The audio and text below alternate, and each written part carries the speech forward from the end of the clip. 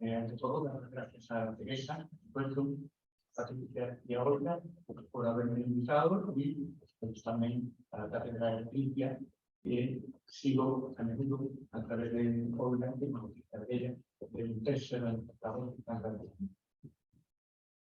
Yo no voy a hablar, por supuesto, de filosofía.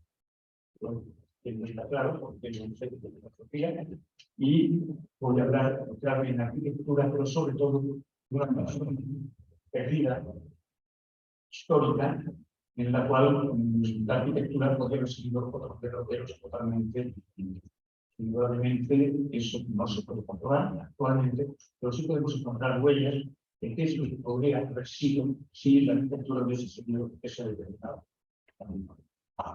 Como esto llevo muchos años trabajando en ello, a lo largo de ese tiempo me he encontrado con coincidencias con otras personas, ¿no? Con otros años. Por ejemplo, las intervenciones de nuestros compañeros superiores, ha habido puntos en común, ellos tratan y yo también trato, pero desde tres visiones totalmente diferentes, lo cual creo que enriquece al debate. Pero entre una de las cosas que yo me encontré, que es en realidad, finalmente, ese libro de esa ponencia, es una frase que me acuerdo mucho, que dice lo siguiente: inteligencia, dame el nombre exacto de las cosas, que en palabras sea posible, crear con mi alma y voluntad. Basándome en eso y a través de mi trabajo, profundizando bastante en la teoría del mito, llegué a estar en contacto con determinados autores, entre ellos para mí los fundamentales Blumenberg, que hace una definición de qué consiste el mito y cómo el mito puede ser un instrumento para alcanzar la intelección de los procesos que nosotros tenemos de percepción en el mito. Voy también a ver brevemente cómo la división del sistema del mito.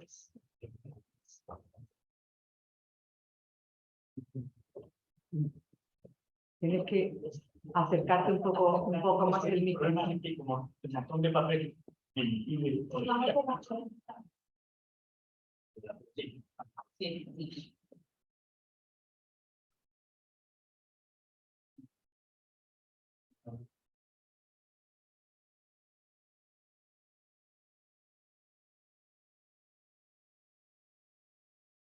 Bueno, más o menos, Blumenberg, cuando propone el sistema de tener acceso a la intelección a través del mito, lo que dice primero que es definir el mito. El mito da una visión de una universalidad causal en el mito, mientras que Frese quiere identificar los mitos haciendo una universalidad puramente geográfica, más o menos reconociendo que el mito es como el acervo que tenemos de todos los conocimientos humanos, el sistema de mitos. Blumenberg dice que no es solo posible en exceso, sino que además dice que hay una causa común todos los mitos. En principio, su planteamiento, mejor sí. En principio, cuando él propone la idea del mito, dice que el mito es una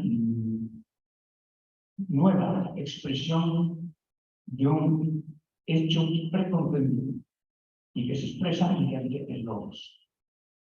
Realmente, voy a poner un ejemplo para que lo entiendan. El mito es un mito de los bosquimanos de Sudáfrica, en los cuales se llama el mito del elefante de la lluvia, en el que tratan de cómo los bosquimanos, una vez que lo trasladan a palabras, porque eso que se conocía mediante el grupo vertical, las cuevas que había en las montañas, y la que se veía más como un elefante rayado, lleno de rayaduras, y una pequeña tablita debajo de la barriga del elefante.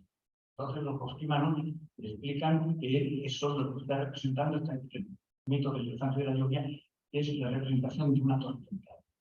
De tal manera que el ruido que hacen los elefantes que van aproximando a un prado donde está la tablita, el ruido que van haciendo lo que está significando que son los truenos que se van aproximando.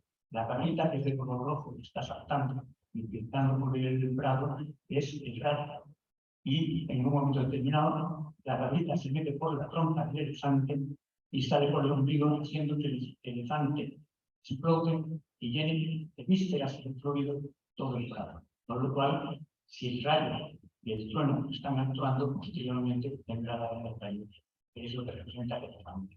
Bueno, pues ese mito, Blumenberg lo conoce también, es la forma que tiene de decirnos si existen los mitos, y existen probablemente las pinturas que tengan mucho que ver con todo este sistema mítico, pero sobre todo lo que tiene mayor importancia es el hecho de que al transponerlo a palabras se hace inteligible, se convierte en un pensamiento, en una formulación de un pensamiento. Dándole vueltas a eso, yo me planteé a mí mismo que lo importante no es simplemente el conocimiento. Más importante que el conocimiento en sí mismo es tener la consciencia del conocimiento. Si tú tienes un conocimiento y no tienes consciencia, y te posees ese conocimiento pues, totalmente no operativo. Desde el momento en que yo me planteo que lo importante es la consciencia, supongo también que dentro de ese proceso que va desde el momento de que tienes la percepción o la intuición, la percepción e intelección, para llegar al nivel de conciencia que es un proceso similar, pero que varía en algunos puntos. Por lo tanto, nosotros deberíamos, ese operador, que es el mito, con un logo, que es lo que nos hace entender el mundo en general, esa especie de operador, si nosotros lo considerásemos como otro tipo de mito, que yo le pongo como nombre neomito, y un logos que sea diferente al logos palabra, sea un logos que tenga un carácter lingüístico, indudablemente, pero que tenga también un carácter representacional y que tenga un carácter también que permita la mensurabilidad, que son las 3 vías aproximadamente, las 3 vías que yo reconozco por lo menos, que nos permiten tener acceso al conocimiento del mundo. Por lo tanto, propongo ese neomito, pongo el tema de un nuevo logos y propongo una fecha histórica del Renacimiento, en el que hay una ocasión en la que se plantea una estructura de este tipo. Estructura que posteriormente va devaluándose por la aparición de un método abreviado que permite entender esa estructura que yo la llamo bueno, yo no lo llamo construcción legítima, llamo construcción legítima Manetti cuando habla de Brunelleschi. Entonces, esa estructura, cuando aparece en el Renacimiento, que como todos sabemos fue mitad del siglo XIV, mitad del siglo XX. Realmente se dan 3 fechas, es el nombre de la legislación es del siglo XIX, todo el mundo coincide en la aparición del poema África de Petrarca y la sanción de Petrarca también, junto con la sustitución de los claristerios de la Iglesia de Santa María de Fiori oróculos, es los momentos en que se piensa que es cuando empieza la literatura. La gran figura inicia la idea de la construcción legítima es Filippo Brunelleschi, arquitecto florentino, que tiene muchas obras muy importantes, pero que realmente el tema de la construcción legítima lo podemos resumir en 5 obras concretas. 2 de ellas son pinturas y 3 de ellas son obras de arquitectura. El periodo posterior a este momento, la última de la sacristía vieja de San Lorenzo, en Florencia, la posterior, que es la capilla Pazzi, ya realmente se ve que él ha llegado a tener conciencia de lo que es el espacio, puesto que se plantea no solamente el espacio centralizado, sino la expansión del espacio centralizado, pero que precisamente el morir antes no lo puede terminar y por lo tanto está muy mistificada por la construcción definitiva. De tal manera que lo que hacen es completar el modelo de sacristía abierta la parte superior del dispositivo. Vamos a partir entonces de las 2 primeras obras que tratan sobre esto. Vamos a hacer, por lo tanto, una glosa de esas 2 pinturas que son conocidas como las taboletti. Son una pintura, una de ellas es de la iglesia del Baptisterio de San Giovanni en Florencia, y la otra es de la Piazza de la Signoria en Florencia, con características totalmente diferentes. Vamos a describir primero lo que dice Manetti de la Tabolete, que es la Plaza de la Presidencia. Es en esa época cuando Brunelleschi concibió y puso en práctica lo que hoy los pintores llaman perspectiva. Y la primera vez que la mostró fue sobre una pequeña tabla de aproximadamente media braza de ancho, donde pintó una vista exterior de la iglesia de San Juan de los Corintios. Dibujó los trazos de esta iglesia tal como la veríamos su exterior si hubiésemos estado situados en el interior de Santa María del Fiore, a 3 brazas de distancia del cuerpo. Estaba hecha con tanta precisión y finura que ningún ilustrador lo hubiese hecho mejor. Además, la parte del cielo que había que representar, es decir, aquella sobre la que se recorta el perfil de los edificios en la pintura, lo hizo en plata patinada para que el aire y los cielos naturales pudiesen reflejarse, de modo que las nubes pareciesen ser movidas por el viento. Así hizo un agujero en el papel, tan pequeño como una lenteja por el lado pintado, mientras que por el revés se ampliaba en pirámide hasta alcanzar el tamaño de un pintado. Con una mano aplicaba la tabla roja, mientras con la otra colocaba enfrente de la pintura un espejo plano para verla a través de él. El espacio entre el espejo y la pintura se extendía en brazas minoradas proporcionalmente a las brazas reales que había en la iglesia de San Juan y el punto donde parecía haber sido representado. Aquí entramos en la clave de las dos cosas, por qué es importante la construcción legítima. En primer lugar, es una representación. Una representación sin el sentido que está diciendo que propuso Paul Ricoeur. El momento que era representar es volver a traer en presencia algo que no está en ese momento. Si tenemos en cuenta el hecho de que es presencia, preesencia, que es un hecho similar al elemento del mito, en un momento determinado, Blumenberg proponía que es un hecho precomprendido. Es decir, que antes del conocimiento de lo que es el hecho, nosotros podamos ir desglosando de alguna manera o transformándolo de manera que sea comprensible, y por otra parte está también el hecho de lo que estamos diciendo de distancias minoradas. Se está metiendo por primera vez el concepto de mensurabilidad, pero lo está haciendo de manera que por estar estableciendo relaciones o esquesis entre el hecho real y el hecho que él está representando en esos días. Bueno, esos son los puntos importantes que nos plantea en la tableta de la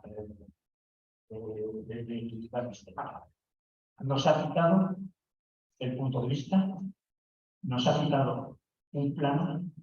Bueno, digo el punto de vista teniendo en cuenta que estoy utilizando ya un lenguaje que corresponde al método del negatista Alberti y no a lo que Brunelleschi pudo pretender y que desconocemos al resultado.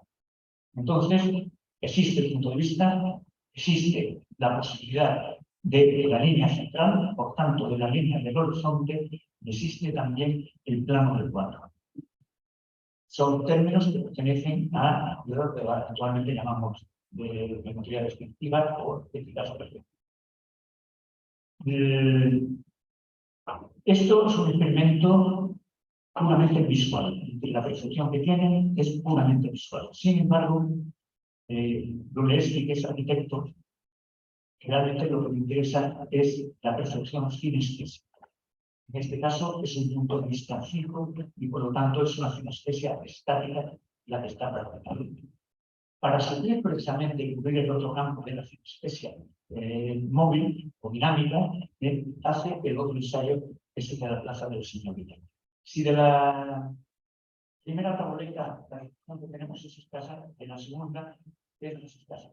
De la primera guardamos, lo podemos ver aquí, bueno, se ve en el punto que tenemos arriba, se ve el esquema de cómo sería el tema, lo que separa, y se ve lo que ha sacado también Enrique, que es el dibujo de Piero de la Manchester, que está en el arconto aquí, perdón, de Urbil.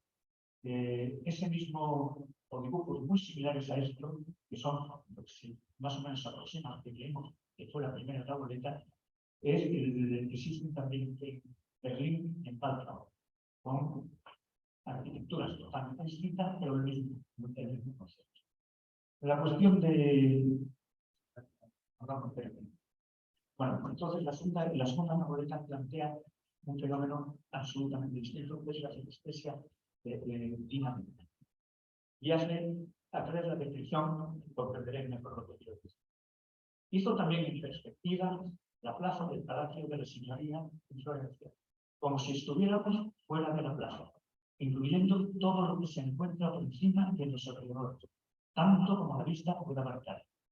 Es inevitable preguntarse por qué esta pintura, estando también en perspectiva, no tiene un agujero como el que usó en la representación del domo de San Juan. Esto fue debido a que, siendo el panel de la plaza tan grande, conteniendo tantos elementos distintos, no era posible sostenerlo con una mano a la altura del ojo, mientras la otra mano se pegaba al suelo. Lo dejó a la decisión discrecional del observador. Y allí, donde había plata patinada en la representación de San Juan, recortó las planchas y lo pone durmiendo al espacio por encima del perfil de los edificios. E instaló la tabla in situ para contemplar el resultado del aire natural mostrándose por encima de la tabla. ¿Qué nos diferencia realmente de la primera tabla? Aparte del tamaño, que no tenemos un único punto de vista fijo. Por lo tanto, no tenemos un punto de fuga fijo también. No tenemos una línea central fija y no tenemos una línea del horizonte fijo. Es decir, tenemos varios horizontes que se van superponiendo. Bueno, ahí es donde entra la cuestión, cuando él llega a este lado, ¿por qué tiene necesariamente que pasar a el terreno de la arquitectura? Porque él considera la arquitectura como una representación también. Pero una representación en el sentido que no es lo que hemos dicho antes de repito, sino en el sentido que expone Bachmann. Y es que Bachmann dice, tengo que buscarlo porque no podría leerlo. Bueno, sí, voy a, porque no cambio todo lo que va a ser más largo el tiempo limitado. Bueno, más o menos Riquelme dice, habrá representación siempre que un espectador, un observador, levante la vista hacia un horizonte. Entonces, el punto de vista donde él está y la línea de ese horizonte que era tratado ya se constituye una representación. Es lo que está haciendo. Por lo tanto, la plaza de la tableta, la plaza del Señoría, es también una representación, pero en la cual las líneas de horizonte se superponen. Por lo tanto, eso está incoordinado. Y él considera, piensa también que la arquitectura es una representación, él coge y se plantea ejecutar un artilugio arquitectónico que nos permita entender como representación la experiencia que puedes tener al desplazarte dentro de una especie de tipo dinámico. Bueno, como veis aquí, esta es la planta y el alzado del pórtico del Hospital de los Inocentes en Florencia. Ahí es donde él ensaya. Esto es coetáneo que cuando está haciendo los ensayos de otro tipo de arquitectura, más construcción, más inventando el propio oficio de arquitecto en la ejecución de la cúpula de Duomo, la María del Cielo. Entonces, él se plantea que tiene que hacer este pórtico y que va a ensayar ahí lo que él ha aprendido de la primera tableta y de la segunda tableta. Entonces, si nosotros nos ponemos en la plaza de la Nunziata, que es el pórtico, nos ponemos en el centro de la plaza de la Nunziata y miramos que el frontal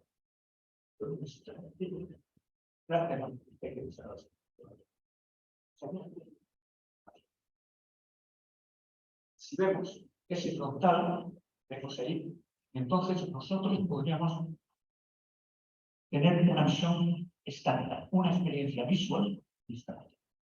Tú miras hacia allí nada más, entonces lo que estás viendo es un elemento bastante complejo, que para remitir a lo que él hace en la primera tableta, tiene que entenderse como el plano del cuadro.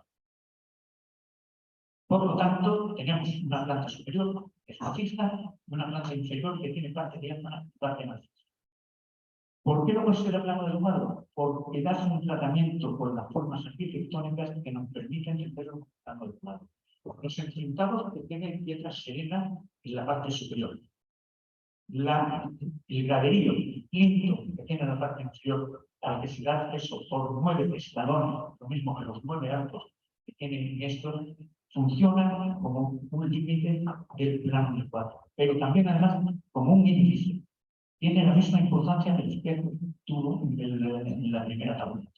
Es un índice. En eso tendríamos que entrar dentro de la teoría de la retórica del campo, pero realmente lo que nos está es indexando, diciendo esto es diferente del resto de lo que estáis viendo. La escalinata no alcanza los 2 extremos del puente. El pórtico está constituido por 2 sintagmas en los extremos que lo cierran, es un volumen cerrado y un volumen abierto hacia la plaza, después 9 módulos de forma cúbica, aproximadamente cubiertos con una cúpula válida, y de nuevo el sintagma del otro, pero al contrario, es decir, sería una composición B, A, B, C, C, C, C, C, C, C, D, A. De esa manera nos está limitando un plano en la parte, perdón, un plano que está limitado la parte de arriba por la piedra serena, la parte de abajo por la escalinata y en los laterales por los sintagmas. Pero entonces a nosotros lo que nos está importando ahora mismo es el tramo vacío en forma de propio pórtico y la parte que tenemos más fija y la planta superior. Eso nos plantea un problema, probablemente, y es que estamos hablando de una parte que está en 2 dimensiones y otra que está en 3 dimensiones. Eso lo suple fácilmente con un recurso, y es que el plano del fondo del pórtico se convierte en los elementos, las líneas, las aristas verticales del cubo, pero son totalmente virtuales. Realmente ahí vuelve a aparecer un plano. Pero hemos dicho que es un plano del cuadro y nos plantea 2 horizontes. Es decir, nos está remitiendo de nuevo a la tableta de la plaza del Señor. 2 horizontes, en una representación tienes necesariamente que ordenarlos para que te funcione. ¿Qué es lo que se le ocurre? Es coger ese espacio vacío que tiene el centro, lo divide, lo geometriza, para poder precisamente medir, lo geometriza y para poder percibirlo, lo geometriza con unos de esos módulos virtuales que nos acabo de hablar. De tal manera que nosotros ahora mismo, si nos metiésemos dentro, podríamos tener la sucesión de horizontes que vas a tener conforme te vas desplazando de un extremo al otro. La sucesión de horizontes que estás teniendo enfrente están enormemente o totalmente ordenados. Según la tradición o la interpretación que se ha hecho siempre, es la primera experiencia que se tiene de la pirámide visual de la misma. Sin embargo, esa es la tesis de Oxoniana, que más o menos vinculan todo este tema que está platicando de las construcciones legítimas, lo vinculan a la óptica de Alhazen. Lo vinculan. La gente de Oxford, la mayor parte de la gente sí, pero porque lo Argan, las leyes, todo el mundo se tiene. Sin embargo, mi idea, vamos a ver. Aquí vemos el módulo dibujado, el módulo dibujado y cómo las tesis interpretan precisamente esa pirámide visual que teóricamente es de origen medieval. Sin embargo, si nosotros nos ponemos a analizarlo según los criterios de la construcción legítima, en el momento que nosotros nos vamos desplazando, que nos van apareciendo distintos horizontes, que lo que tienen que hacer es precisamente ordenarlos para que esa sucesión sea una sucesión que simplifique la percepción, no que la complique. Es lo que él coge e intenta hacer con esa formulación de los cubos cubiertos por la cúpula válidas y la geometrización como un elemento más simple y el más simbólico que pueda tener la geometría en dimensión. porque en teoría el cubo está representando la totalidad del mundo. Bueno, hace esta experiencia aquí y se da cuenta de todas maneras que sigue teniendo problemas, porque ha resuelto el tema del horizonte en la visión dinámica, pero no ha resuelto la visión.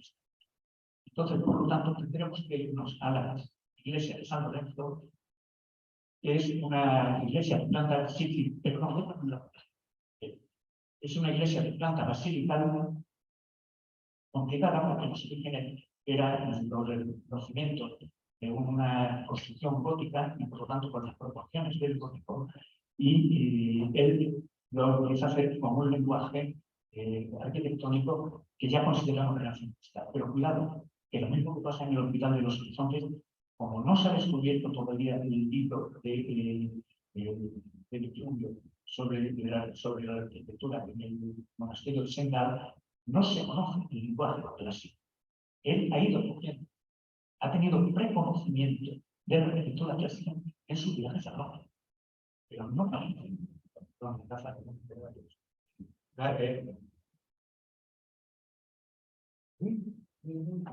un minuto. No, termino ya. No. Mira, bueno, total, entonces él coge y practica en lo que no ha podido practicar en el pórtico de los Ángeles. Y aprovechando esa estructura de cimientos que existe, con ese lenguaje preclásico, porque no conozco todavía el lenguaje clásico, él que construye por primera vez la pirámide visual. Pero esta pirámide visual es consecuencia de la experiencia que tiene de los Ángeles. No es al contrario. Entonces, la proporción que tiene, que es las capillas del fondo tienen una longitud L, las naves laterales que están cubiertas según el tipo de módulo que hemos visto en el pórtico de los Inocentes, tiene de longitud 2L y la nave central tiene de proporción 4L. Por lo tanto, ahora lo que tiene que hacer es esto mismo, coger y articularlo en vertical para que forme la pirámide visual. Y en eso utiliza un lenguaje puramente arquitectónico. Hasta ahora hemos hablado de geometría, entonces él consigue que en el primer paño que separa las naves laterales de la nave central, que da, vamos a decir, una altura de 5 en los muros que separan las capillas de las naves laterales, que da una proporción de 3 las naves laterales, de tal manera que compone la pirámide visual. ¿Cómo lo hace? Precisamente estableciendo un lenguaje de concordia y discordia entre los elementos arquitectónicos. Eso sí lo tengo que ver necesariamente, y además termino ahora. No creo que llegue a Es que tiene a la mesa tan espaciada que no se da cuenta que el tiempo pasa. Bueno, Olga, pero podemos dejar... Estoy eliminando muchas cosas en blog, pero sí. ahora lo que hace falta con la chica de un segundo. No, pero tiene que ser la letra en el... Vale, aquí está.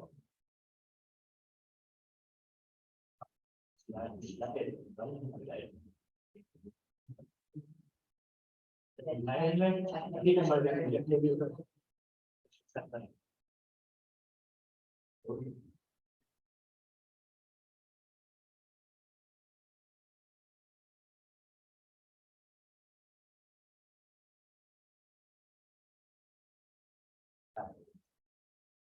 Lo tenía muy ordenado, la dato del sitio está desordenado. Está.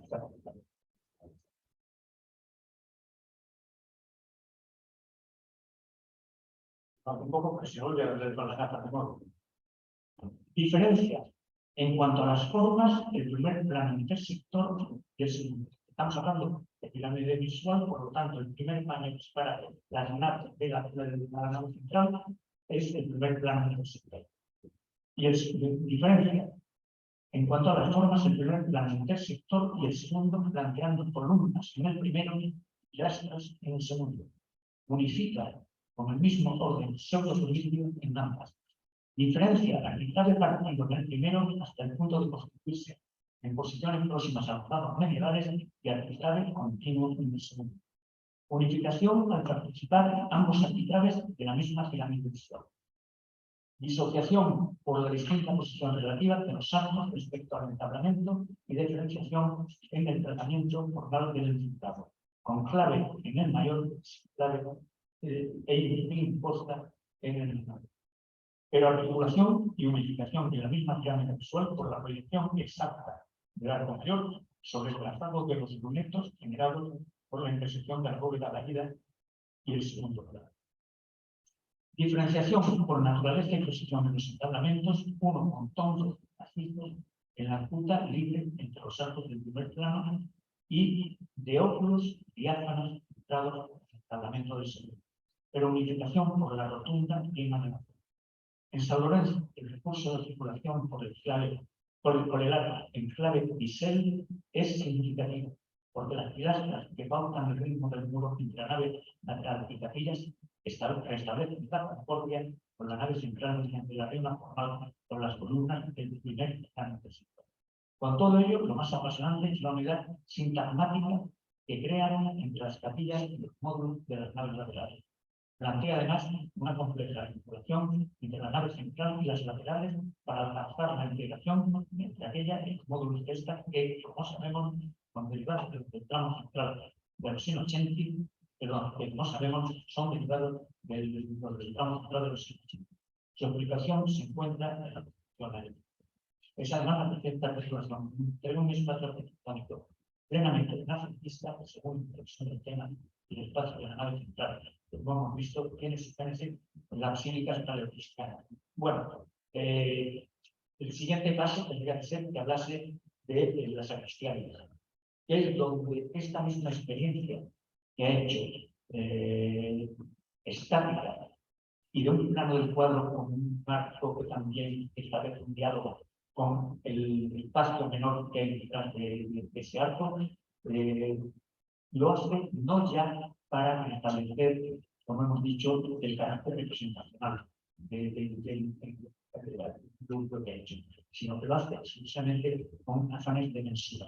Es decir, si tú coges las proporciones de la sacristía vieja, te das cuenta que hemos visto aquí el 1, 2, 4, 5, 3, 1, que nos permitía incluirlo a la pirámide visual, allí no funciona. Allí lo que está funcionando es exclusivamente un módulo de medida que es el espacio pequeño y que es aplicable en el espacio grande. De tal manera que, bueno, pues el espacio pequeño es 1, el espacio grande tiene de lado 3, etc. Es por primera vez un patrón de medida, con lo que nos permitiría diferenciar el edificio de manera que usase las dos condiciones tan. Una, la que sea de representación y otra, la que sea de mensual. Nada más.